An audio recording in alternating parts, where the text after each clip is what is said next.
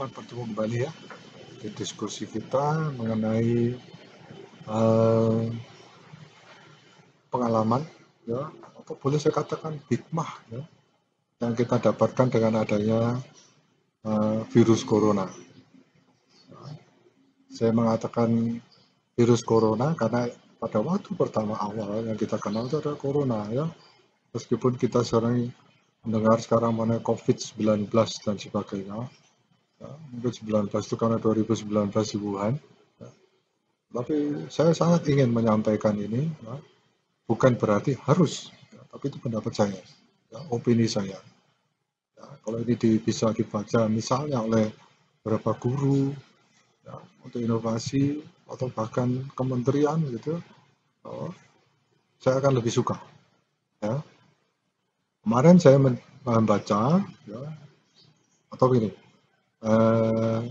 dalam diskusi yang lalu kita sudah berdiskusi ya mengenai bagaimana mereka anak-anak SD yang tidak berkesempatan bersekolah ya.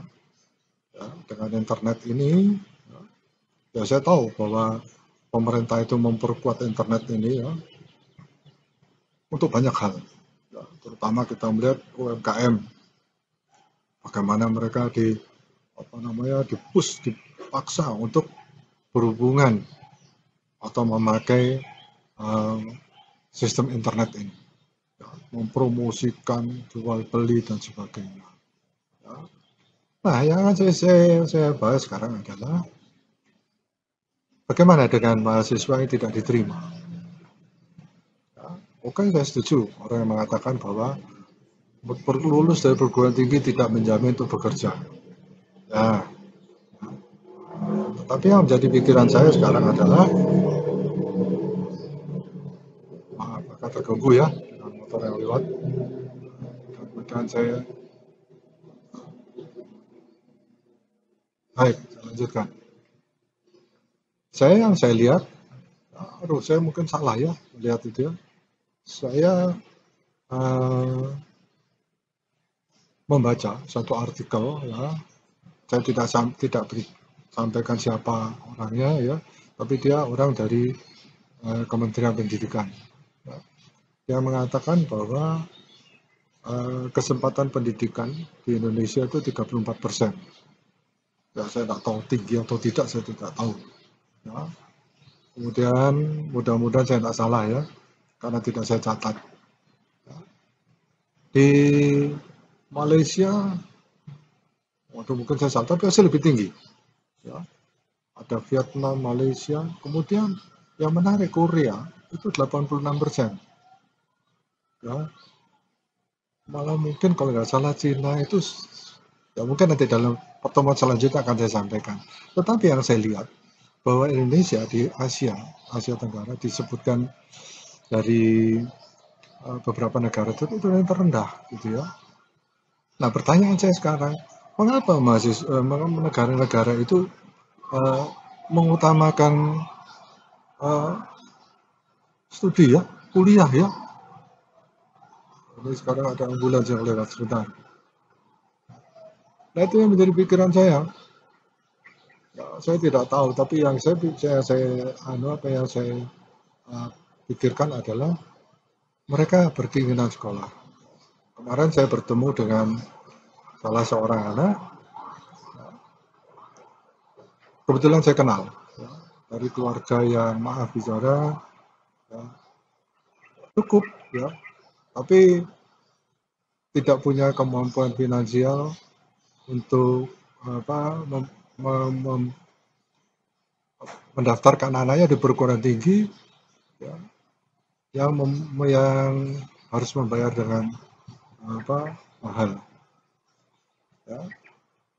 Begitu dia masuk di SMA negeri, orang tuanya bangga dan berharap cemas nanti kalau lulus bisa masuk perguruan tinggi ya, saya tidak menyebutkan perguruan tinggi apa ya. Jadi orang tuanya berkeinginan, berharap anaknya juga, ternyata tidak diterima. Saya tanya kemudian, gimana anaknya? Iya, menyesal banget saya. Itu keinginan orang tua. Terus gimana? Terus saya tanyakan sama saya, Ini ada beberapa pilihan. Menurut Bapak, anak saya mengambil apa ya? Ini ada istilahnya pendidikan singkat, short course. Nah, itu. Aduh, ini ya, karena dia ingin anaknya punya pendidikan. Ya, akhirnya saya pilihkan salah satu judul ya dengan harapan ya, kalau dia lulus dari course itu dia bisa bekerja. Ya. Yang sangat sangat kasihan saya adalah bahwa anak ini akhirnya karena dia bekerja pada tiap hari Sabtu. Dia bekerja di suatu rumah makan, ya, rumah makan alam, ya. Sana ada kolamnya, ya, kemudian kolam itu ada mainan anak-anak.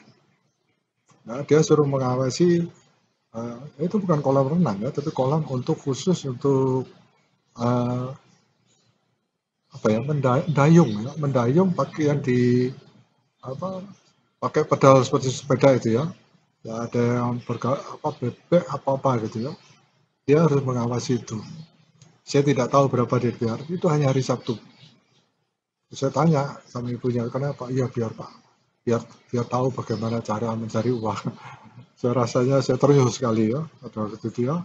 Ya oke dah kalau orang tuanya mau seperti itu. Sebenarnya saya berkeinginan untuk dia melanjutkan sekolah gitu ya. Saya pikir saya biayai. Tapi itu urusan lain ya. Nah, kita lihat minat untuk bersekolah tinggi. Tetapi dia tidak ada kesempatan. Ya, beberapa perguruan tinggi dengan bangga mengatakan, wih, perguruan tinggi kita ini peminatnya terbanyak. Ya, kemudian ada lagi perguruan tinggi kita ini ketiga terbanyak. Nah ya pada waktu itu saya tidak berpikir, oh ya bagus nih. Saya tidak berpikir, kemudian suatu saat saya mencari informasi, terbanyak itu berapa ya? Dan yang paling penting adalah dari terbanyak itu berapa yang diterima. Ya, dengan adanya conference ini, saya berpikir lebih jauh. Ya.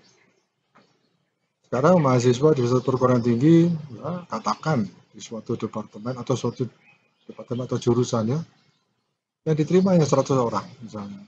Seluruh institusi artinya perguruan tinggi tersebut sekitar 2.000 dari 50.000 pendaftar. Saya agak terhenyak. Ya. Tadinya saya juga mikir, kok bisa ya. Tadinya saya berpikir kemana mereka itu. Tapi sekarang lebih serius saya memikirkannya karena adanya conference ini. Nah, kalau misalnya diterima 2.000, ya, kemudian perguruan tinggi itu sudah tahu bagaimana melakukan hibrid.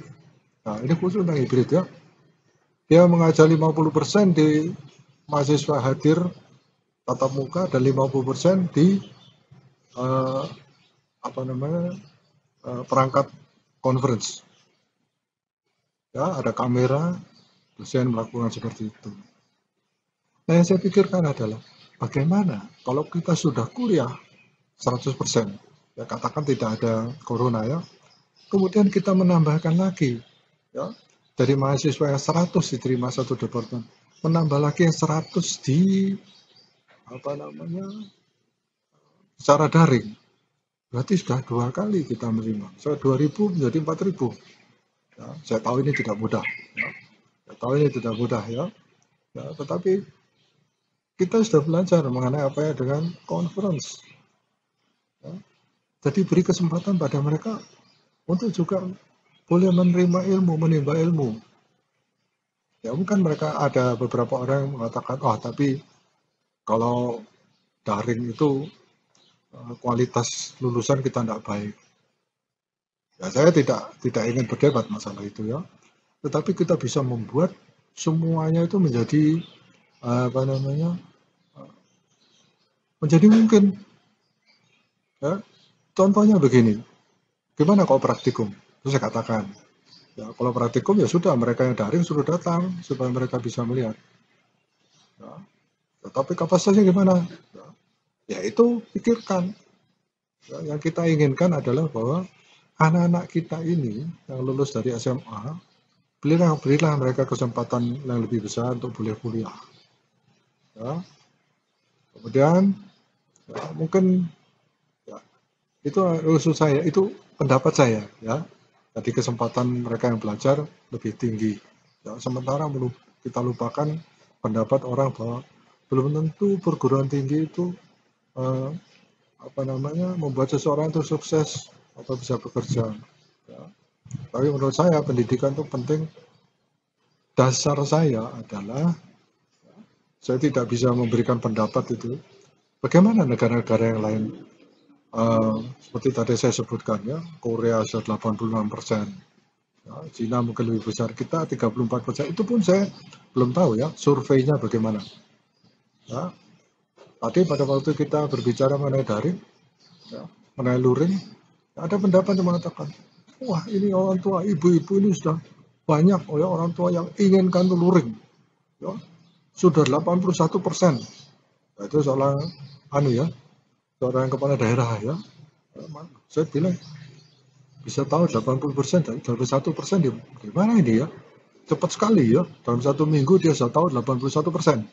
Ya, saya tidak mengatakan negatif tentang ini ya.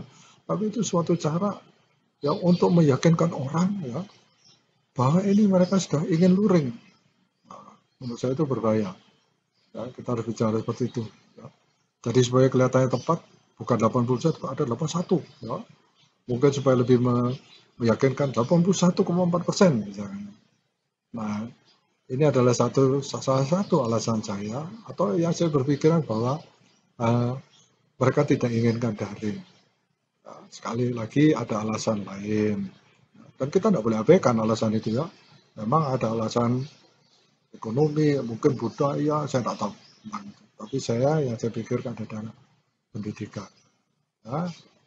Nanti dalam pertemuan mendatang, saya akan tunjukkan bagaimana saya membimbing seorang mahasiswa pada situasi corona ini, ya, atau COVID ini, ya, yang bermacam-macam ini ya, saya membimbing sampai dia selesai dan hasilnya bagus.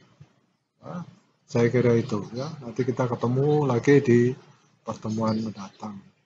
Terima kasih.